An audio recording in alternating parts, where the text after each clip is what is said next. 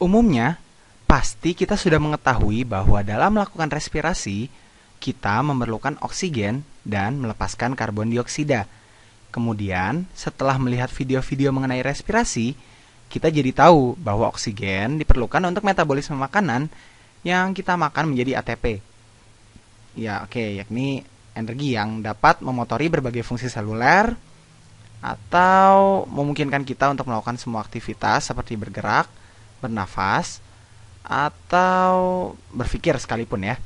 Oke, melalui proses respirasi kita memecah gula atau karbohidrat yang kita makan serta melepaskan karbon dioksida. Dalam video ini saya ingin mengambil langkah besar ke belakang dan berpikir tentang bagaimana sebenarnya kita mendapatkan oksigen ke dalam tubuh dan bagaimana kita melepaskannya kembali ke atmosfer, atau dengan kata lain bagaimana kita berfungsi sebagai ventilasi bagi tubuh kita sendiri tentunya. Kemudian ventilasi, bagaimana kita dapat memasukkan oksigen ke dalam tubuh dan bagaimana kita melepaskan karbon dioksida keluar tubuh. Pasti saat menonton video ini Anda juga ada yang sedang bernafas, baik dimulai dari hidung atau mulut. Saya merupakan penderita sinus, jadi seringkali bernafas menggunakan mulut dan saya selalu tidur dengan mulut terbuka. Namun normalnya bernafas dimulai dari hidung maupun mulut. Oke. Di sini saya menggambar seseorang dengan hidung dan mulut yang terbuka, oke. Sehingga ia dapat bernafas, kemudian ditambahkan gambar mata tentunya supaya Anda tahu ya ini wajah seseorang ya. Oke, ini matanya. Nah, jadi inilah seseorang atau subjek tes yang dapat digunakan sebagai diagram. Kemudian mari kita tambahkan telinga, oke, dan mungkin sedikit rambut atau kumis. Oke. Oke, semua hal itu tidak berhubungan ya dengan topik ini, namun ya sebut saja ini adalah subjek yang menunjukkan bagaimana kita dapat menghirup udara dan mengambil udara masuk ke dalam tubuh dan bagaimana kita mengeluarkannya kembali. Oke, jadi mari kita lihat apa yang ada dalam tubuh pria ini ya. Mungkin saya akan menggambar bagian luarnya dulu. Sebentar, saya berikan fondasi badannya. Kita lihat seberapa baik saya dapat melakukannya ya. Dan oke, ini bagian kepala luar dari pria ini. Kemudian ini adalah pundaknya. Oke, anggap saja ini pundak. Nah, oke, ini adalah pria yang akan kita jadikan objek ya.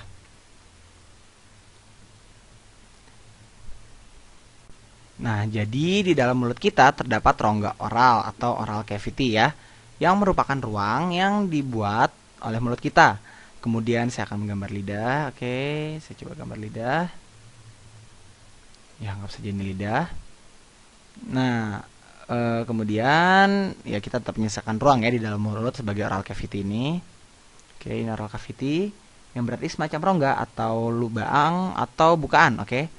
Kemudian juga terdapat nostril dan mereka membuka menjadi nasal cavity. Oke, ini untuk oral cavity dan ada nostril. Ya, nostril untuk menunjukkan di sini ada nasal cavity atau rongga hidung ya. Nah, oke, sebentar.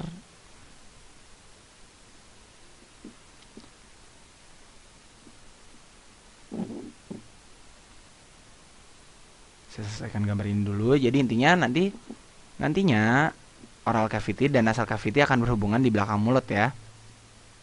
Nah, oke, sambungan ini disebut dengan faring. Oke, saat udara masuk melalui hidung, banyak yang mengatakan bahwa bernafas melalui hidung adalah cara bernafas yang lebih baik. Karena udara dapat tersaring dengan bantuan rambut hidung dan akan dibuat hangat. Kemudian, udara akan masuk melalui nasal cavity atau oral cavity. Yang selanjutnya akan menuju faring. Oke. Menuju faring, yang faring tersebut terbagi menjadi dua saluran, yakni saluran untuk nafas dan satu lagi untuk makan. Dan di belakangnya terdapat esofagus. Oke, di belakang faring akan ada esofagus. Dan bagian depan, oke, dengan menggunakan sebentar. Di sini akan ada esofagus dan di bagian depan, oke,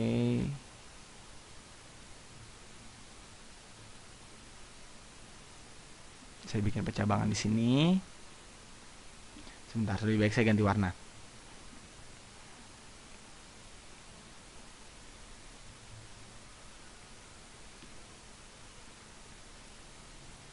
Nah, kemudian di sini, oke, nah ini adalah esofagus. Sebentar. Nah, saya ganti warna. Ini adalah esofagus. Oke, untuk bagian depan dan dengan menggunakan warna kuning. Ya, saya akan membuat garis pemisah di sana dengan warna kuning dan warna hijau sebagai gambaran udara ya. Oke, di bagian depannya adalah laring. Oke, dan ini adalah laring. Oke, laring itu adalah saluran untuk udara dan esofagus adalah saluran untuk makanan. Jadi ini adalah di sini merupakan tempat di mana kita menginginkan makanan kita untuk turun ke bawah, yakni esofagus. Namun fokus dari video ini adalah ventilasi kita terhadap udara. Jadi saya tetap fokus terhadap udara ya di sini, di mana udara akan masuk melalui laring. Oke, laring juga merupakan sumber suara kita. Jadi sumber pita suara. Jadi saat Anda mendengar saya berbicara sekarang ini, ada sesuatu kecil yang ada di laring ini, oke, yang bergetar dengan frekuensi yang benar sehingga saya dapat mengatur pembentukan suara dengan mulut saya. Untuk membuat video ini, Anda juga memiliki voice box, namun kita tidak akan fokus di situ ya. Kenapa dikatakan voice box? Karena strukturnya terlihat seperti kotak suara. Oke. Nah, setelah melewati laring ini, udara akan menuju trakea, yakni secara esensial merupakan saluran untuk udara. Sedangkan esofagus merupakan saluran untuk makanan. Trakea sebenarnya tersusun dari struktur yang rigid dan memiliki rawan yang mengelilinginya. Oke, merupakan hal yang masuk akal bahwa di sana terdapat struktur rawan ya. Oke, Anda tidak akan membayangkan kan jika kita membungkuk, kita tidak dapat mendapatkan banyak air masuk ataupun udara masuk ke dalam saluran tersebut. Ya, jadi kita tidak mau saluran ini melipat. Jadi saluran ini harus dibangun oleh struktur yang rigid sehingga terdapat rawan yang mengelilinginya. Oke, kemudian trakea ini akan terbagi menjadi dua saluran dan Anda pasti tahu kemana arah saluran ini. Oke, saya tidak akan menggambar secara detail ya. Saya hanya ingin Anda mendapatkan idenya. Oke, dua saluran tersebut merupakan bronki atau bentuk tunggalnya disebut bronkus. Oke, bronki juga memiliki rawan sehingga strukturnya rigid, namun bronki akan bercabang-cabang. Oke, ini adalah bronki.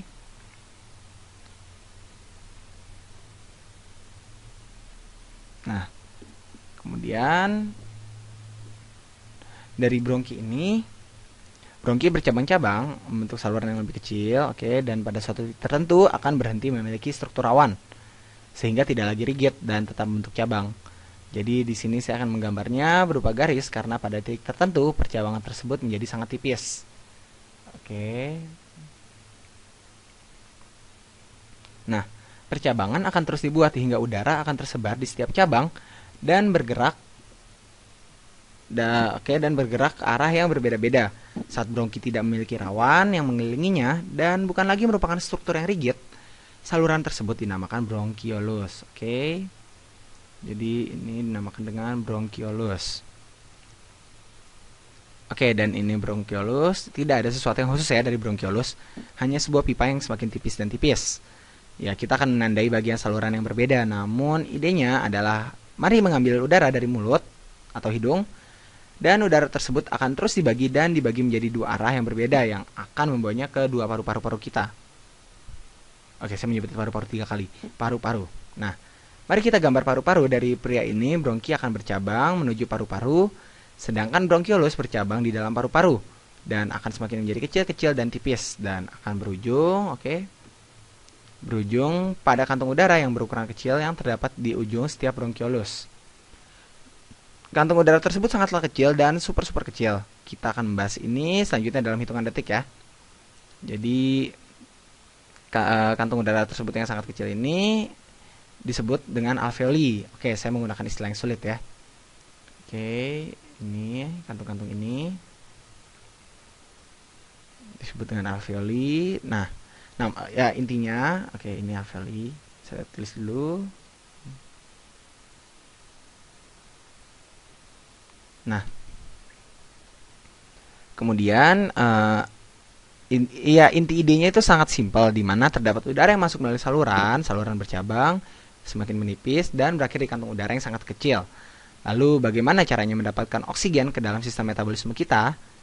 Kuncinya adalah kantung udara tersebut sangatlah kecil dan memiliki dinding yang sangat tipis atau membran yang sangat tipis.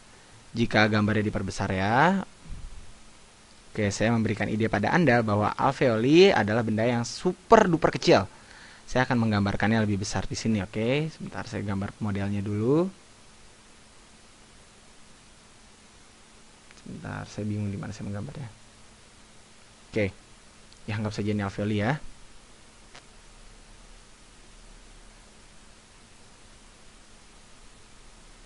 Nah, oke, ini ada saluran yang bercabangnya tadi. Nah, oke. Kemudian alveoli yang banyak ini, ya, setiap alveoli hanya memiliki diameter sekitar 200 sampai 300 mikro. Oke. Jadi jarak yang digambar dengan warna kuning menunjukkan bahwa ukurannya 200 sampai 300 mikron ya. Mikron merupakan sepersejuta dari meter. Jadi ukurannya merupakan 1/5 mm. Jika saya gambarkan di layar ini, mungkin milimeter hanya sebesar ini. Ya, sekecil ini. Ya, kemudian dengan ukuran sel yang pada manusia umumnya berukuran 10 mikron ya. Kemudian jadi ukuran alveoli sekitar 20 sampai 30 kali ukuran sel pada umumnya. Ya, alveoli memiliki membran yang sangat-sangat tipis jika Anda melihatnya sebagai balon. Jadi kalau Anda melihatnya sebagai balon tersebut merupakan balon yang sangat tipis dan alveoli terhubung dengan aliran darah, atau dapat dibayangkan bahwa sistem sirkulasi darah kita lewat tepat di sebelah alveoli. Jadi Anda memiliki pembuluh darah yang datang dari jantung dan aliran darah yang di dalamnya ingin mendapatkan oksigen. Umumnya, pembuluh darah tidak memiliki oksigen, dan saya akan menjelaskan ini dengan penjelasan lebih detail saat saya membuat video mengenai jantung dan sistem sirkulasi.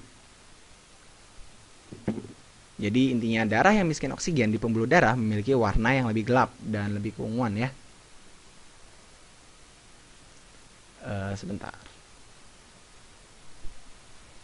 Jadi kalau dari gambar ini, oke. Jadi kemudian, oke, sebentar, saya harus menggambar pembuluh darahnya dulu ya. Jadi anggaplah, sebentar, saya bingung.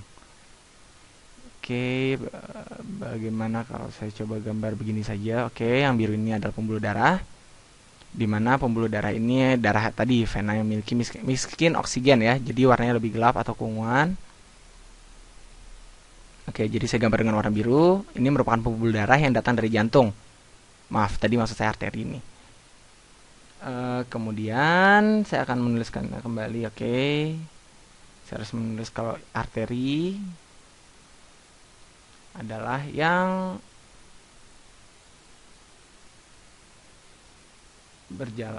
arteri itu adalah saluran yang berasal dari jantung. Oke, itu adalah definisi untuk arteri. Nah, kemudian saya akan menuliskannya kembali dan mereview lagi ya saat kita menemukannya di jantung. Jadi arteri merupakan pembuluh darah dari jantung, dan mungkin Anda sudah mendengar sebelumnya. Sedangkan pembuluh darah yang mengalirkan darah kembali lagi ke jantung adalah pembuluh vena. Oke. Konsep ini penting ya untuk selalu diingat, karena selanjutnya Anda akan melihat arteri tidak selalu membawa oksigen atau membawa darah yang miskin oksigen. Dan vena tidak selalu satu arah. Nanti akan dijelaskan lebih detail saat kita belajar mengenai jantung dan sistem sirkulasi. Namun tetap diingat bahwa arteri selalu pergi dari jantung dan vena selalu menuju jantung. Itu adalah hal yang sudah pasti. Jadi di sini terdapat arteri yang keluar dari jantung menuju paru-paru, menuju alveoli. Oke. Nah, kemudian setelah menuju alveoli, karena ia menginginkan darah ya yang dibawanya untuk diberi oksigen, selanjutnya yang akan terjadi adalah udara atau oksigen mengalir melalui bronkiolus dan bersirkulasi di dalam alveoli. Mengisi alveoli dengan oksigen, dan selama oksigen memenuhi alveoli, oke, molekul kecil oksigen melewati membran alveoli dan secara esensial terserap ke dalam darah. Oke. Nah, kemudian penjelasan mekanisme yang lebih detailnya akan dijelaskan saat kita berbicara mengenai hemoglobin ya, dan sel darah merah tentunya. Namun Anda harus menyadari bahwa di sana terdapat banyak sekali pembuluh kapiler. Ya, pembuluh kapiler adalah pembuluh darah yang sangat-sangat kecil yang dapat memungkinkan molekul udara untuk lewat. Biasanya oksigen dan karbon dioksida yang lewat di antaranya ini, oke, banyak terdapat pembuluh kapiler di sana yang dapat memungkinkan terjadinya pertukaran gas. Jadi ini merupakan pembuluh yang berasal dari jantung. Oke, ini hanya berupa saluran. Nah, saat darah dalam pembuluh tersebut mendapat oksigen, jadi darah akan menuju kembali ke jantung dengan saluran warna merah ini. Oke, jadi ini adalah saluran ini adalah bagian dari sistem sirkulasi kita ya. Jadi ada kata spesial loh sebetulnya untuk menyebut vena ini yang merah ini. Oke, dan menyebut juga arteri yang berwarna biru ini. Jadi intinya dia arteri karena berasal dari jantung dan berubah menjadi vena karena menuju ke arah jantung lagi. Oke. Nah, kata spesial untuk menyebut arteri dan vena ini adalah pulmonari atau pulmonaris. Ya, pulmonari arteri dan yang venanya adalah pulmonary vein atau vena pulmonari. Oke, jadi darah pergi dari jantung menuju paru-paru, menuju alveoli, dan melalui arteri pulmonalis. Sedangkan darah yang kembali lagi menuju jantung dibawa oleh pembuluh vena pulmonalis. Lalu, apakah arti dari pulmonalis? Ya, pulmo berasal dari bahasa Latin untuk paru-paru. Jadi, arteri pulmonalis artinya merupakan arteri menuju paru-paru, dan vena pulmonalis sendiri, vena pulmonalis merupakan vena dari paru-paru. Jadi, jika orang-orang berbicara mengenai pulmonari atau pulmonalis, maka mereka sedang membicarakan tentang paru-paru atau sesuatu yang berhubungan dengan bagaimana jika kita bernafas ya. Jadi kata-kata tersebut sangat baik untuk diketahui. Jadi oksigen yang Anda hirup masuk melalui hidung dan mulut, kemudian dilanjutkan ke faring dan udara tersebut memenuhi perut kita dan kita memenuhi perut. Nah, udara tersebut memenuhi perut kita dan kita dapat memenuhi perut seperti layaknya balon, namun itu tidak membantu kita untuk mendapatkan oksigen ke dalam aliran darah kita. Melainkan oksigen yang kita hirup akan melalui laring, masuk menuju trakea, kemudian menuju bronki dan bronkiolus. Kemudian berakhir di alveoli. Dan dapat diserap dengan mudah ke dalam arteri, tapi selanjutnya kita akan menuju ke belakang dan darah teroksigenisasi. Kemudian sel darah merah menjadi merah saat hemoglobin menjadi sangat merah atau scarlet ya. Menjadi scarlet atau saat sudah mengikat oksigen. Namun di saat yang sama ini bukan hanya saja mengenai penyerapan oksigen di arteri atau di hemoglobin, melainkan ini juga mengenai pelepasan karbon dioksida. Jadi arteri yang berwarna biru yang datang ke paru-paru akan sekalian melepaskan karbon dioksida ke alveoli. Dan karbon dioksida tersebut akan dilepaskan saat kita menghembuskan nafas. Jadi kita mendapat oksigen yang masuk, sebenarnya banyak molekul gas yang masuk ya, tapi hanya oksigen saja yang diserap alveoli. Dan saat kita menghembuskan nafas, kita akan mengeluarkan karbon dioksida yang tadinya berada di dalam darah kita. Nah, akan terserap ke alveoli dan didorong keluar dari tubuh. Selanjutnya saya akan menjelaskan bagaimana karbon dioksida dapat keluar. Oke, dapat didorong keluar. Sebenarnya saat udara menuju keluar, udara dapat mengedarkan pita suara dan memungkinkan kita untuk berbicara. Namun saya tidak akan menjelaskan lebih jauh di sini. Oke. Jadi hal terakhir ya yang perlu dipikirkan dari semua yang berhubungan dengan sistem pulmonari atau mengenai paru-paru kita adalah bagaimana paru-paru dapat memaksa udara masuk ke dalam tubuh dan memaksanya keluar tubuh. Dan bagaimana itu bisa terjadi adalah semacam, ya Anda dapat membayangkan ya seperti pompa atau balon, di mana kita memiliki lapisan yang besar dari otot polos yang terletak tepat di bawah paru-paru dan disebut dengan diafragma, atau istilahnya thoracic diaphragm. Nah, saat otot tersebut relaksasi, ia memiliki bentuk semacam busur panah. Oke, sehingga paru-paru dapat terhimpit atau terdorong sehingga volumenya mengecil. Namun saat saya sedang menarik nafas, yang terjadi adalah otot diafragma akan berkontraksi dan akan memendek ya. Namun yang paling penting adalah dengan berkontraksinya otot tersebut akan membuka rongga yang lebih besar, sehingga paru-paru saya dapat memenuhi rongga tersebut. Ya, hal ini persis seperti meniup balon agar berukuran lebih besar dan membuat rongga di dalamnya menjadi semakin besar pula. Nah, saat kita membuat volume sesuatu menjadi lebih besar, jadi paru-paru menjadi lebih besar saat diafragma berkontraksi, maka akan tercipta rongga yang lebih besar, dan saat volume sesuatu menjadi lebih besar, maka tekanan di dalamnya akan menurun. Oke, tekanan udara ya. Jika Anda teringat pada pelajaran fisika, tekanan dikali volume adalah konstan. Jadi saat kita menarik nafas, otak kita menyuruh otot diafragma untuk berkontraksi sehingga kita memiliki rongga yang lebih besar di sekitar paru-paru. Nah, selanjutnya paru-paru memenuhi rongga tersebut dan tekanan udara pada paru-paru lebih rendah dibandingkan dengan tekanan udara di luar. Atau dapat Anda anggap sebagai tekanan negatif ya. Udara akan selalu mengalir dari tempat dengan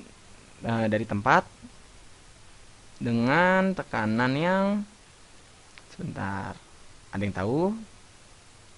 Ya, jadi udara dari tempat dengan tekanan tinggi ke tekanan rendah, sehingga udara akan mengalir menuju paru-paru dan dalam udara tersebut terdapat oksigen yang nantinya akan menuju alveoli.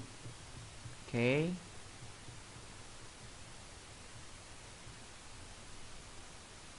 Nah, ini adalah saya tulis dulu. Ini akan oke. Nah, saat kita berhenti untuk membuat diafragma berkontraksi, diafragma kembali ke posisi busur panah.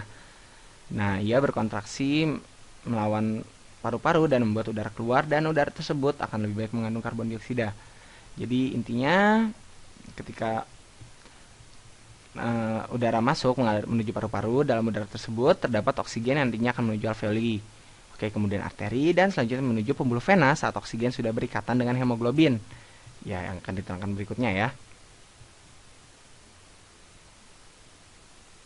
Nah, intinya adalah tadi masalah kontraksi dan relaksasi diafragma tadi. Nah, kemudian bila kita melihat paru-paru, organ tersebut merupakan organ yang tidak terlalu besar ya ukurannya, namun bagaimana caranya saya mendapatkan oksigen yang cukup? Nah, kuncinya adalah karena adanya proses percabangan dan adanya alveoli, permukaan dalam paru-paru sebenarnya jauh lebih besar dari bayangan Anda. Area permukaan internal dari alveoli atau total dari permukaan ya, di mana oksigen dapat diserap masuk atau karbon dioksida dapat diserap keluar dari darah ya. Sebenarnya seluas kurang lebih adalah 75 meter kubik.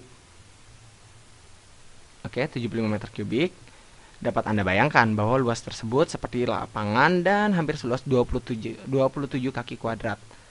Oke, 75 meter kubik square meter. Oke. Nah, luasnya itu hampir seluas tadi 27 kaki kubik. Oke. Nah, luas tersebut seukuran halaman belakang dan seluas itulah permukaan yang dapat menyerap udara di dalam paru-paru Anda. Dan semuanya terlipat rapi ya di dalam paru-paru. Oke, dan paru-paru itu sebenarnya relatif kecil, itulah yang memberikan kita area permukaan yang cukup luas. Nah, area permukaan yang cukup luas ini digunakan untuk menyerap cukup udara yang kemudian akan cukup oksigen, dan untuk menembus membran alveoli menuju sistem sirkulasi darah, dan cukup karbon dioksida untuk kembali masuk ke dalam paru-paru untuk dikeluarkan.